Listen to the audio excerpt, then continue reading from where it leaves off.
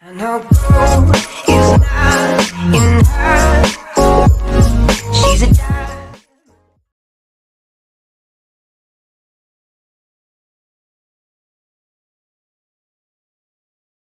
So this video is going to be about beginners mechanics and just try and give those people that are just starting out on their spiritual journey. It can be a wonderful, magical experience when you first start, and it should be throughout. The downside is that you meet some obstacles along the way, and so I created this video to try and help those beginners out there overcome those obstacles that you will find upon your journey.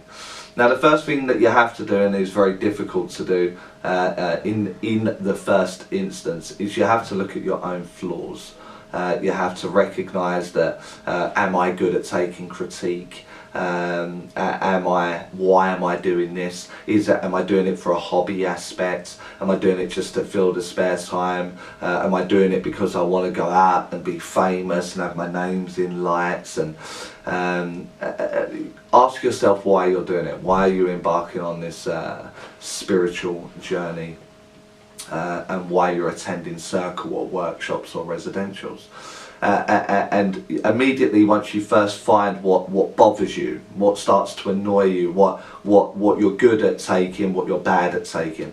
So if you find it very difficult to get up and talk in front of a group of people, it may be best to start the practice just on a one-to-one level, again within a circle or a home circle, something like that. If you're not bothered about public speaking, then maybe go to the church circles and get used to being around a number of people, usually 10 people, something like that, where you can take it from the front and do your practicing from there.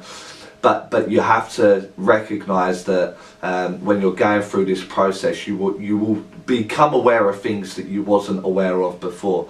You know, like take me for example, like my sticky out ears or my red hair would have been a bit of an issue for me to begin with because of my upbringing. I'd have taken ridicule at school or from my peers at that point, you know, as we've all experienced in some form or another.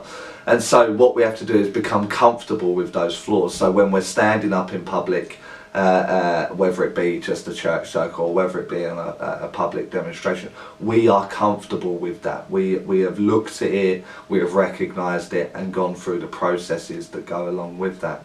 And so that will be one big obstacle that you get out of the way, and the sooner you do that one, the better.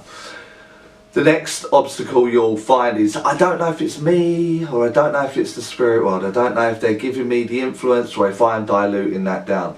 And very quickly you have to recognise this within self as well.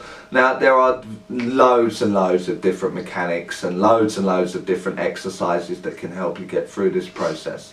But the one that I tend to use myself and started using very early on in my development, and my accuracy picked up very quickly, was that I kind of told myself that the moment I decide to move my mind to work, so if I have a client here with me right now or I'm standing on a platform, the moment my mind goes there in that space, I'm working spiritually, you know, communication, mediumistically. Whatever comes into my mind, I'm going to speak. I'm going to speak those words. And very quickly I realised that my thoughts would change, or they would come in waves. It would come very quickly. And then I stopped working, I stopped communicating, I stopped looking for it, and that thought pattern would stop. And so I learned very quickly as a discipline the open and close. This is what they call open and close. I'm open to work, now I'm not working, so I'm closed to work. So it's very simple. It's just a thoughts in the mind. That's it. And so I would hold that discipline very strictly. So I would only work when I was in circle. I will only work when I'm sitting in my home circle. And when I'm not working, I do not look for the spirit world, and I do not look for that inspiration. And what I found, that I recognised the big change. Now, what a lot of people do is that it's really exciting and it is really magical, and you get this whole new sensory range of emotions, feelings and visuals when you're first starting out, and it's really exciting. It's like anything that you find that you enjoy doing or you find exciting doing, you want to do more of it. And so what happens is that we become undisciplined and we start doing it a little bit more, you know, like we might enjoy playing PlayStation or Xbox, and so we start off playing an hour in the evening, and then before you know it, it's taken up the entire evening because we enjoy it so much. You know, bad example, but you get where I'm going with it. And so what happens is that the discipline starts to fail. I don't know my own thoughts. I don't know if that's the spirit world, or I don't know if it's me. I don't know where the dilution comes and goes, and this discipline will help you very, very quickly. So do not look for the spirit world when you have not set that time aside. And if you have random thoughts, accept them as random thoughts. But the moment you start working, speak those thoughts, speak those visions, speak that whatever sensory is going off, speak it, give it the translation into whatever language it is that you speak. And you will notice that the accuracy rate will pick up from there. Also, for beginners, trust yourself, speak it, don't worry. The worst case scenario that you can come across is the answer will be no. And no one's died, no one's injured, no one's going to live a life damned now. It's just no. I don't understand what you're telling me there, Charlie. I don't understand what you're telling me or showing me or what you're doing now. And all we have to do is repackage that. And I have done a video on addressing a no, so you'll be able to go back to that on how to repackage it.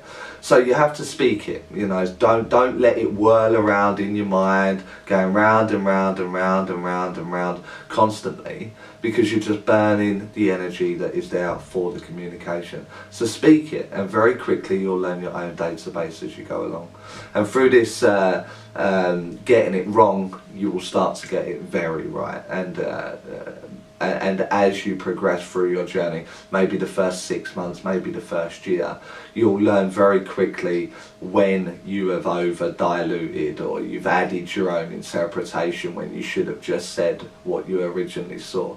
And so you will have these kick yourself moments. And so the more and more you go on this journey of mediumship and discovering self as a spiritual journey, you seem to become harder on yourself. So forgive yourself. It's okay to be wrong. It's okay to be learning and going through the process.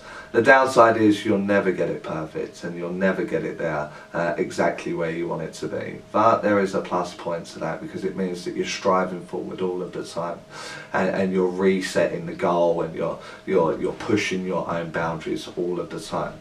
So the medium that you want to be, maybe sit down and write about what kind of things you want to hear from a communication. Is it evidence?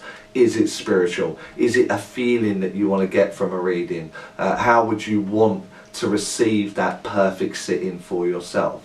And by doing that, you're giving it to the subconscious and the conscious mind, and the spirit world will be working all the time to be working towards that goal. That will change constantly.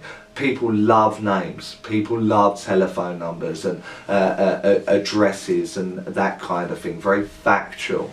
But sometimes it can just be about the pink balloon or that meal that we shared by the lake. It's those kind of things that may be the hard-hitting statements. So don't be so restrictive. Allow it to flow and unfold in its own natural way. And by pushing your own boundaries, the story will unfold to the best that you will allow it to. So remember, mediumship is an allowance. You haven't got to try, you've just got to be, open the mind and allow it to unfold. What you're doing is opening up this database. So the bigger the database that you have, the more free the communication can be there. So it's about getting experience, about thinking of something and allowing that moment to enter your mind, and then learning how to present it. So it's that should be enough for you to be getting on with or starting your journey with. So I look forward to the next video. Remember to subscribe, share, hit the bell, and let other people know about the channel. Speak to you next time. I know